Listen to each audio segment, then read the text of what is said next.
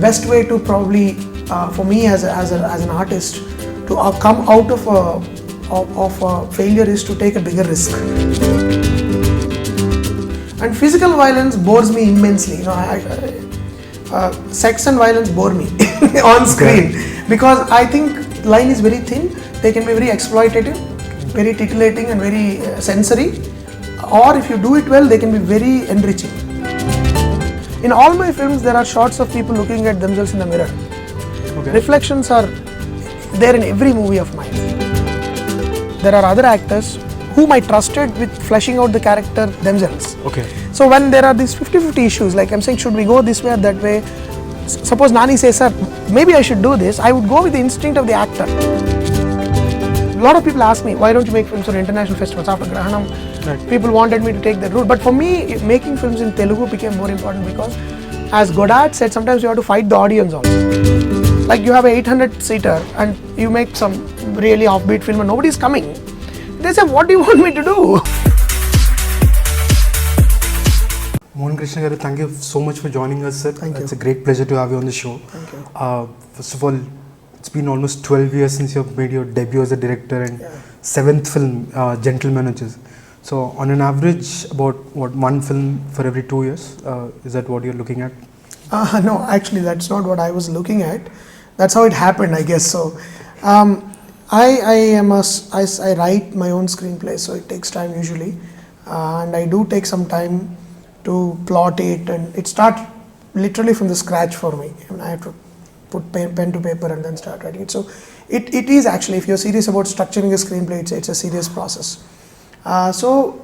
Irrespective of success or failure, I just have to go through the process, because I don't work with collaborators, or I don't work with ghostwriters or whatever. So I do everything on my own. So that's what's been happening from the beginning. So, but I don't particularly feel bad about it. Although I do feel sometimes that I could probably make a couple of more films. And now, actually, after Gentleman, I've realized that I have a few scripts pending which I had written earlier, which I would very much want to make them. Instead of writing a new script now, probably after Gentleman, I'd like to go back to whatever I've written. Back in the sense, not very much. Scripts that I had written like probably 6 months ago or a month ago, which I'll very much want to make after Gentleman. Yeah. Right. Now, you said that you always start from scratch for every project. Is it always very tough for you to find that inspiration to write that plot that you want to narrate? Yeah, always. It's we never know how it starts actually. For Gentleman, the story is not by me. Yeah. It's by a gentleman called David Nathan, who wrote the original story and the scenario. I mean, he basically wrote the sequence of events. But I had to rewrite certain portions to, basically to be able to make it more presentable to the Telugu audience, to adapt it. And then I had to write the screenplay of it. But usually it always takes, when you are conceiving it yourself or adapting from a literary work or something, it takes a lot of time to kind of identify adaptable portions of a particular work or your own, your own writing, your own story. So you have to live with the story for a while to make sure it is working. And sometimes a story that starts off very nicely might die in the middle and you have to abandon it. Things are not happening the way you wanted them to happen. So this process takes a lot of time. I mean, the toughest part is to get started, to get an idea, and then you end up probably choosing one out of like 40-50 ideas that you get, and then that might not go till the end sometimes. So sometimes an idea that you abandoned might suddenly start working. So this process is very lonely for a writer. So that usually takes time for me. Right. So for this film in particular, how much time did it take to figure out that this is what you want to do? No, when David Nathan told me the story, I was really impressed. I thought this is something, a genre I wanted to do, romantic thriller. I never had the opportunity to do, and the seeds of my idea were actually in my earlier film called Bandipota, which didn't actually do very well, but that film was inspired, and I acknowledged it also, by Edgar Wallace and one of his writings called novellas called The Brigand actually, and also the writings of Raymond Chandler. So I wanted to bring that flavor to the caperish, light-hearted, frothy caper flavor to Telugu film. But the seeds of Gentleman were laid in it. And then I wanted to move to a more risky, more darker plot. Darker not in the sense of being depressing, but more complex, I would say, not dark actually. And then when he came and narrated to, I said, yeah, this is what I want to do. And I always believe that the best way to probably, for me as an artist, to come out of a failure is to take a bigger risk than playing it safe. So I thought I'd probably do that instead of going back and trying to play safe and make a comedy like Ashta Chemma or something. I'd rather do something, push the envelope a little more. So in that process, I thought this is the one I should, and that because that genre scared me, it gave me it made me worry, it made me anxious if I could attempt it. I thought that's what I should do, and that's how Gentleman started. You said that Gentleman is sort of a bigger risk that you wanted to embrace. Yeah. So what was the riskiest factor about it? Risky is the complexity of the story. It's a mixture of two genres. One is a romance, and then we have a thriller coming, and it's an odd kind of a mixture. It's done very rarely. I think earlier Hitchcock did it very successfully in some of his films. Like when you see a film like for example Vertigo, or you see a film like North by Northwest, or there are some other films. I'm not getting the names. Most of them are kind of the romance is nicely mingled, interwoven into the narrative. But they had the advantage of being shorter films. They were like 90-minute films. We have to make a much more wholesome film. So there are two love stories in this film, and then it suddenly kind of slowly turns into a thriller. So to actually create the transition from breezy love stories to a complex thriller was the biggest challenge in this film, and that's an inherent risk in the story. And then to structure it in such a way to make it very easy for the audience to understand how things unfolded. There is a mystery element in it, and the audience should be quite clear about what happened, when who is who, and who did why, or who did what he did why, and all that. So those portions, I heard the story in 2015 March, right after Bandipur released, and I was like wondering what to do next. And Mr. Krishna Prasad came to me, the producer, and asked me if I would consider this story. And that just then Evade Subramaniam released, and I saw Nani, and Nani looked very different in it. So I thought, hey, this might be a good opportunity or a good way to get back together with Nani. And Nani just was coming out. He had a string of very tough films, he was not going through. Then Evade gave him that boost, and I thought this might be a good way to pitch the story to him. And Nani also is not the kind of person who plays it safe. Nani would he always would take a bigger risk than the earlier film. Right. And so I just pitched it to him, and he liked it. He said, let's do it, sir. But then he was very busy till about November or December. He was doing films. At that time he was shooting Bale Bale Magadu, and after that Krishna Gadi was pending. He had to do. So sir, he said, I can't do it till December. So can you wait, sir, or you want to? If you can't, then you can go with an alternative. But if you wait, I'd love to do it. Right. Then initially I was like, oh God, I have to wait till December, Then I toyed with the idea of going for an alternative, but nothing was satisfying me. I didn't think anybody could pull it off. Okay. The way, especially the romance and the other part. Yeah. I had a couple of meetings with a few people, but nothing was happy. Then I decided, no, I want to get back. And the producer also. Then we all got back together and no, let's wait. But then what I didn't realize at the time was from March it took me till November to finish the script. Actually, it was good that it was not even waiting for me. I was rewriting. But were you trying to simplify the plot or something? Not to simplify. I see there's a difference between being simplistic and keeping it simple. Keeping it simple is an art. I think for the audience to not leave any confusion and to be absolutely simple in the best possible sense is very difficult. Okay. To be simplistic is very easy. Like for example, if I make somebody stand at the end and narrate the whole story and this is what happened, that's very simplistic. That is bad cinema. So, I think the best cinema, if you look at it, the greatest of world cinema is always very simple. By simple, it's not easy. By simple, it's not simplistic. It is clear in what it wants to convey to the audiences. That was what was taking me time. Right. Like the last 20 minutes of the film is very important and very emotional. At the same time, lots of twists and turns have to be explained to the audience without being on the nose. Right. So while they are watching the image and listening to the dialogue, they should understand what happened. So I try to do that as much as possible, so we have to see how the audience feel when the film releases, but that was my aim, and that always takes time. To keep it simple takes time. In none of your films you've had a conventional villain, Yeah. There's never been a dark side to your films. Yeah. Was it a conscious attempt to avoid that, or it's No, not your it style? never What was is it like? actually. I've had actually. I don't believe in absolute villains. I don't think people are human beings. Like I think what Goethe, the great German writer, said. I can't think of any crime that I wouldn't commit. Right. So human beings are capable of the worst and the best also. And when we look at somebody and say how can he do it, it's because he or she do it. It's because probably we were not in that situation, or because we were not brought up in that scenario, and we were not subjected to those conditions because of which they are acting like that. So instead of being judgmental as an artist and a filmmaker, you should try to understand what the scenario is in which they had to do what they did. So I never believed in all my films the villains have a human side to them. True. And the complex conditions in which they became what they became is always interests me. And physical violence bores me immensely. Sex and violence bore me on screen, because I think both of them are they're very thin. The line is very thin. They can be very exploitative, very titillating, and very sensory. Or if you do it well, they can be very enriching. So either sex or violence, I feel, has to be handled very responsibly by the filmmaker. So when I do an action sequence in this film, there are a couple of action sequences. I make sure that it makes perfect sense in terms of plot and the characterization and all that.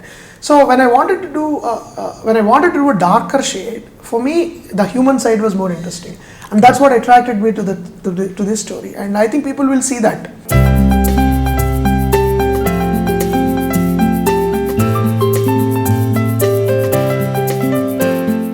Yeah, I believed always that in depicting human frailties rather than stereotypical images of human beings, either it's villains or heroines, or so this is another attempt in that direction, and I hope the audiences will like it. Yeah. Now the film's promotional campaign has been around, is he a hero or a villain? Right? Yeah. I interviewed Nani a few days back and he refused to I think reveal anything. Yeah. My question is, does the film deal with the duality of human nature? It does. It does in an interesting way. Not in a, as I said, not in a stereotypical way, or not in an on the nose way.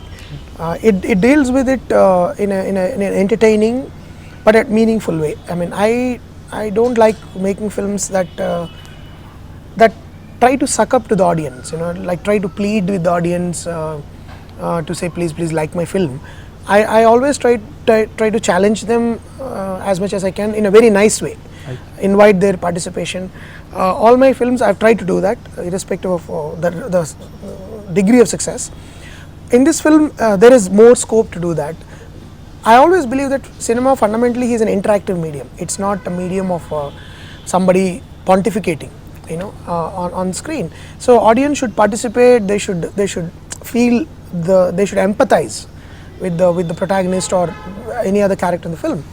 So in that way, it does very much deal with exactly the frailties of human beings and how under what circumstances people have to do certain things. So both the good people and the bad people in the film have their own reasons to do what they do, but are we making a moral judgment, and are we making an ethical judgment? There's a difference between the two. That's what the film is all about for me. And certain things I always like to leave to the audiences, and instead of manipulating their responses, it's better to leave it to them and in a nice way, so that when I'm going back home, I should have something to talk about the film. Yeah. Now, if I were to ask you, what is the theme that the film deals with? What would your answer be? My answer would be, it deals with broadly with love, with see, one of the nowadays the certain things have become unfashionable, but I do feel that values like sacrifice, when you deal with them in an unsentimental way, are still valuable. And it deals with love, it deals with genuine sacrifice, it deals with betrayal, sense of betrayal, it deals with redemption, right. And it deals with true heroism. For me, heroism is not about having big muscles and bashing up people. We need to see stories where people become heroes in the story.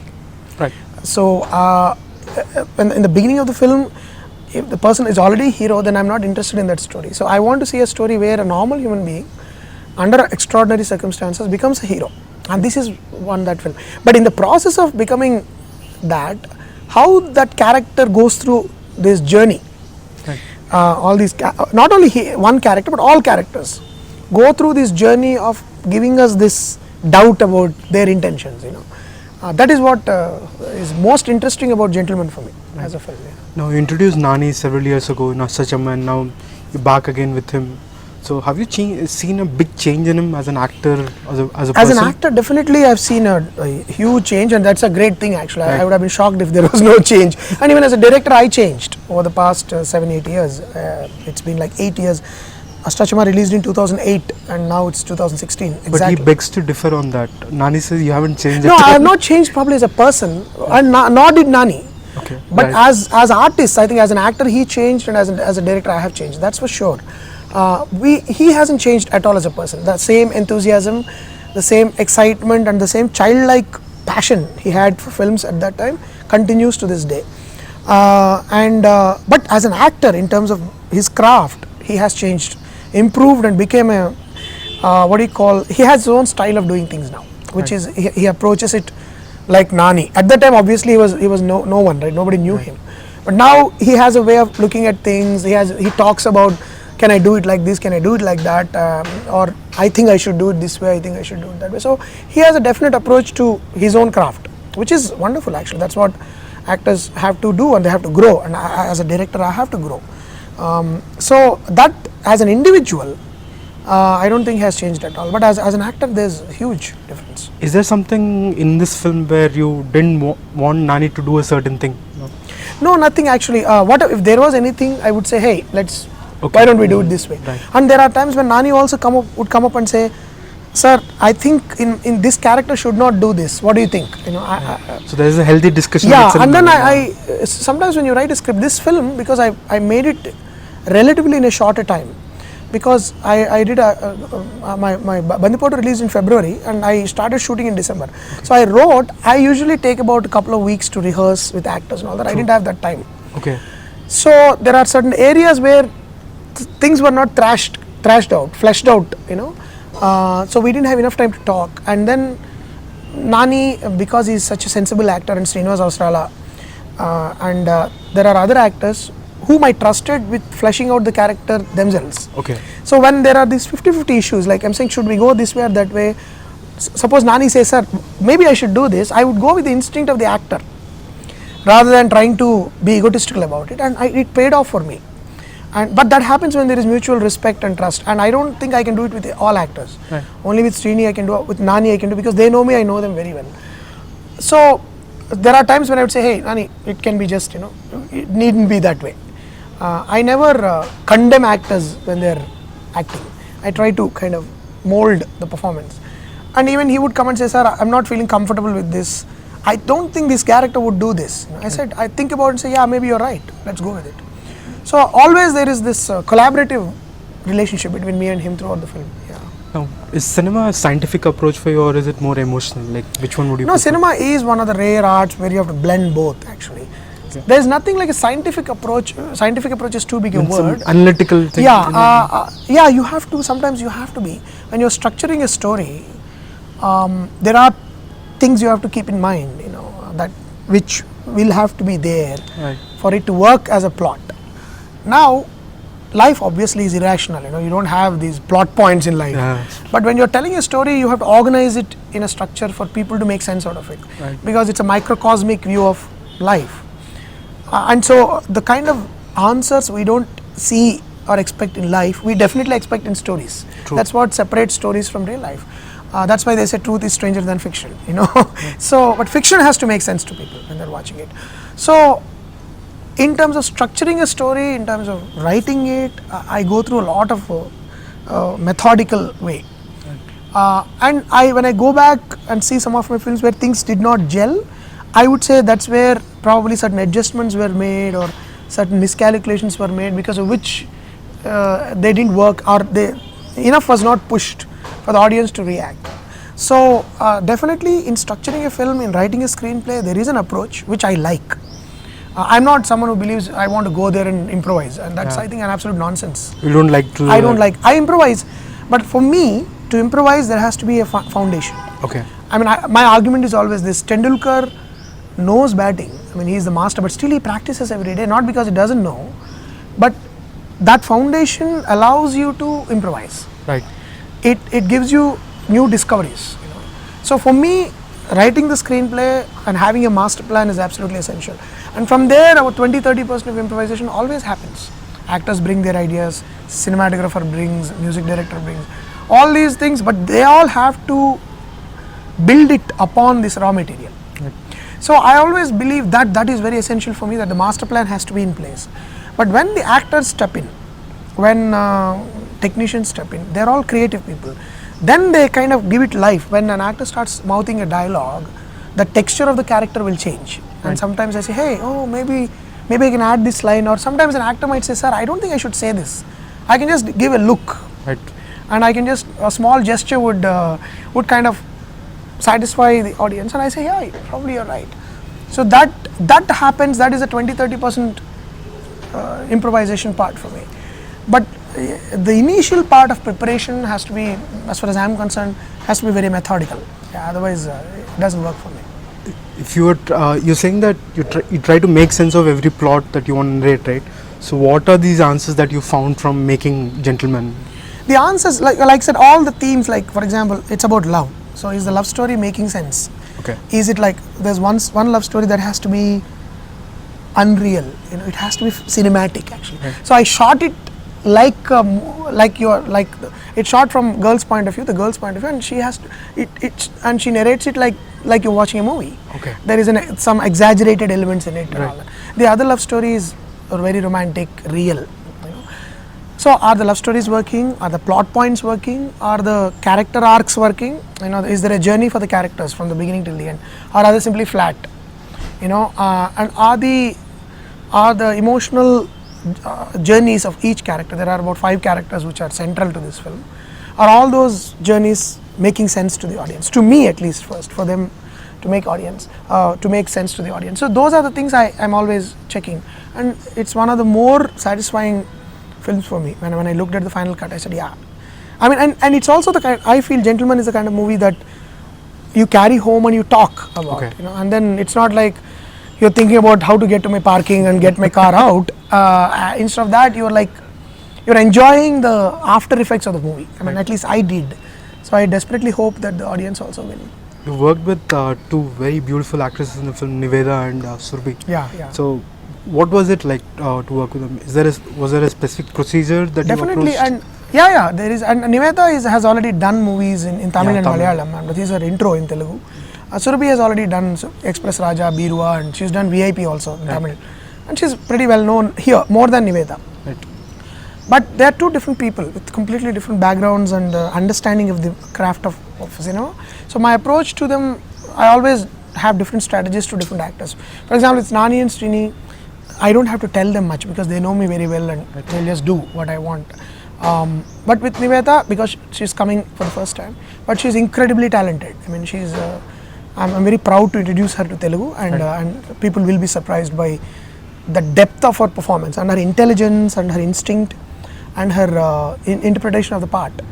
And Surabhi, I wanted to cast her because she looks very gentle, vulnerable, very generous, compassionate kind of a person, and she is like that also as an individual. And she has her approach to acting is very simple.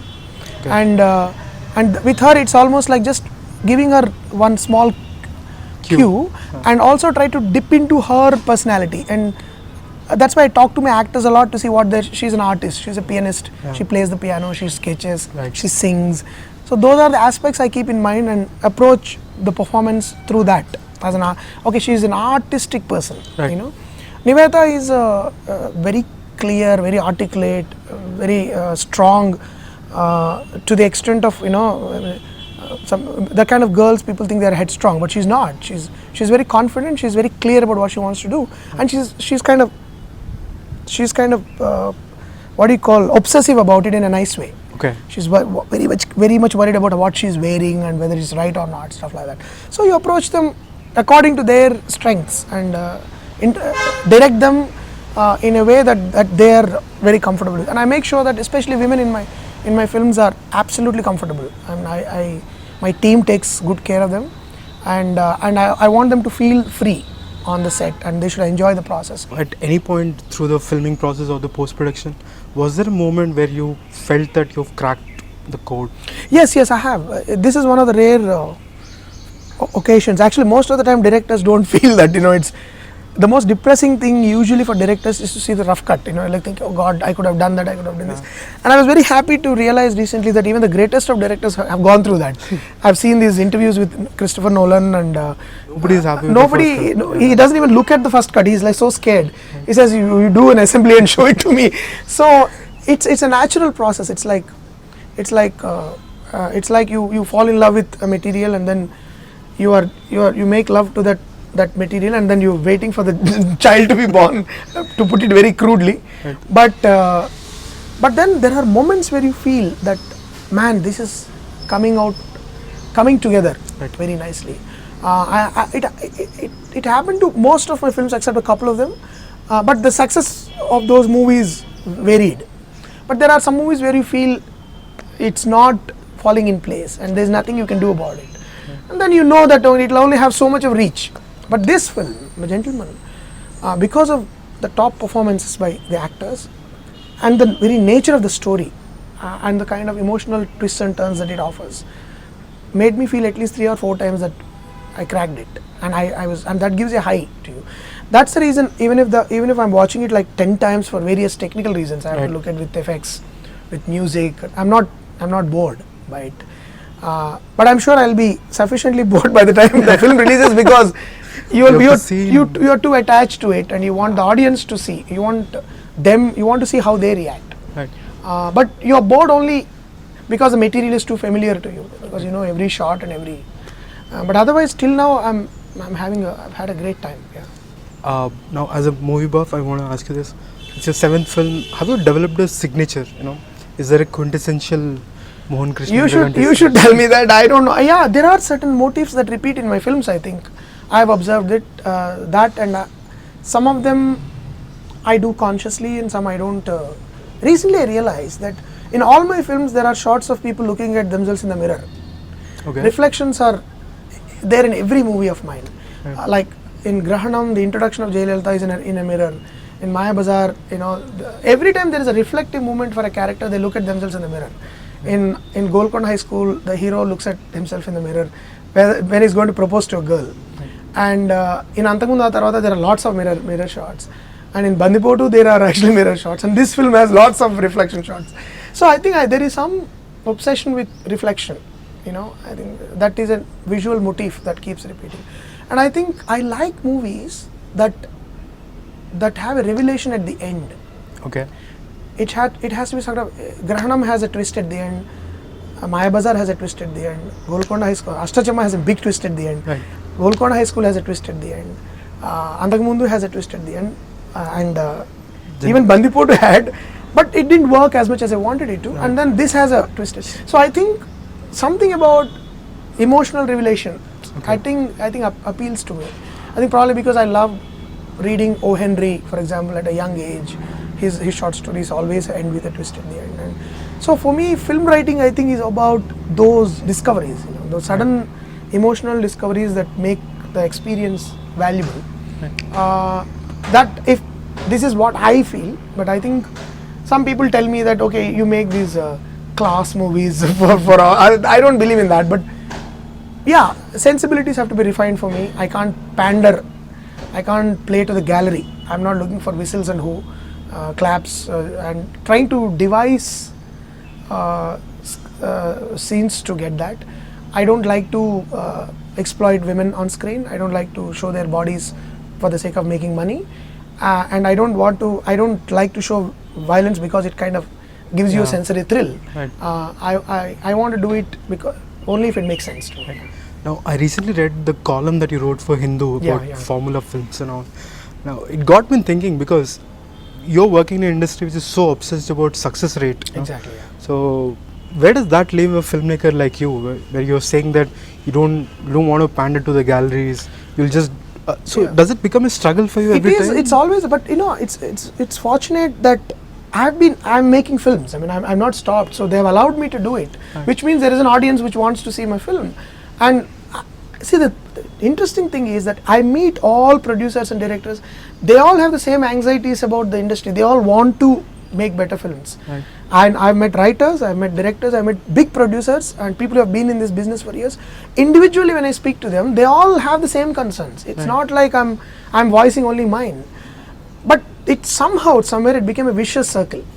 When you listen to a distributor or a producer's argument about how difficult it is to hold theatres, to maintain them, to feed them, it makes perfect sense to me.